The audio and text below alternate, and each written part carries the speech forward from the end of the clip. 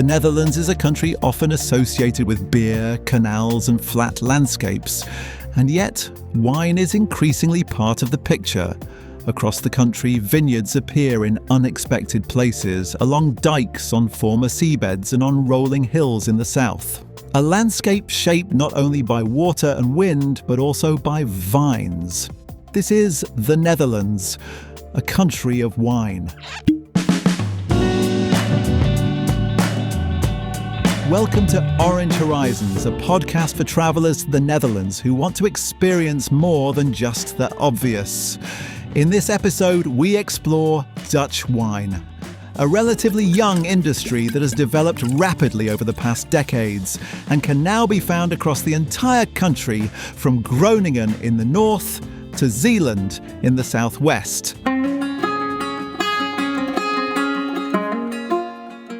Modern Dutch wine production began just over 50 years ago in the hills around Maastricht.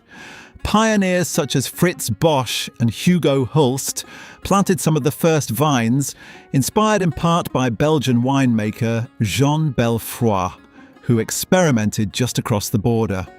What started as a small-scale experiment has grown into a nationwide network of vineyards. Climate plays an important role in that development. The Netherlands is often described as cool and wet, but in recent decades the number of sunshine hours has increased and average temperatures have risen. As a result, grape varieties traditionally associated with France and Germany, such as Chardonnay, Riesling and Pinot Gris, are now ripening successfully here. At the same time, Dutch winemakers work with newer grape varieties developed specifically for northern climates. Varieties such as Regent, Solaris and Johanniter require fewer pesticides, making them well suited for sustainable production.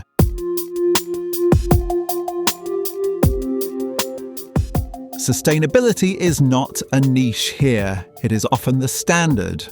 Across the country, winemakers experiment with techniques to reduce or even eliminate the use of chemicals. In the north, coastal winds help keep vines dry.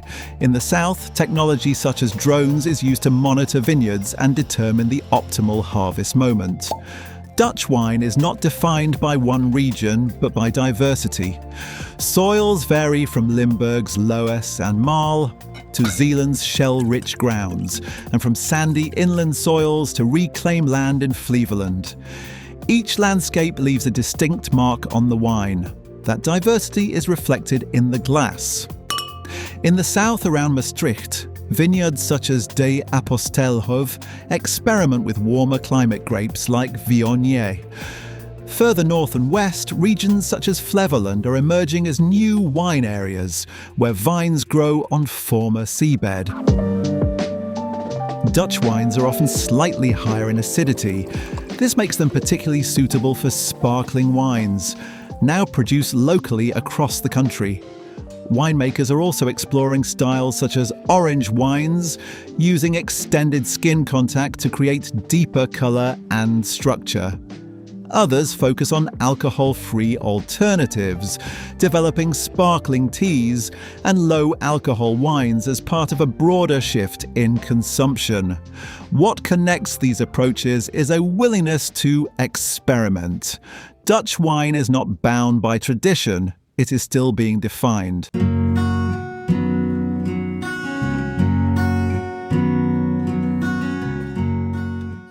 If you are planning to explore Dutch wine, keep these 4 practical tips in mind. 1. Visit vineyards across different regions. Soil and climate vary widely, and so do the wines. 2. Combine your visit with a walk or bike ride. Many vineyards are located in open landscapes, best experienced at a slower pace. 3. Look for sustainable producers. Many Dutch wineries work with climate-adapted grapes that require fewer interventions. 4. Try something unexpected: sparkling, orange or alcohol-free wines. Innovation is a defining part of the Dutch wine scene.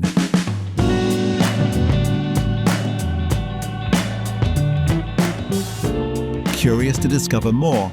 In the next episode of Orange Horizons, we'll share a number of locations where you can taste these exceptional Dutch wines for yourself. Until then, visit holland.com for more information. And don't forget to subscribe to this podcast and leave a 5-star review or a comment in the comments section. This episode was produced by Break the Wire Concepts, with visual design by Le Bureau de l'Eau and editorial direction from Elmar Riekers and Geur de Gram. Thanks for listening, and see you on the next episode of Orange Horizons. Cheers!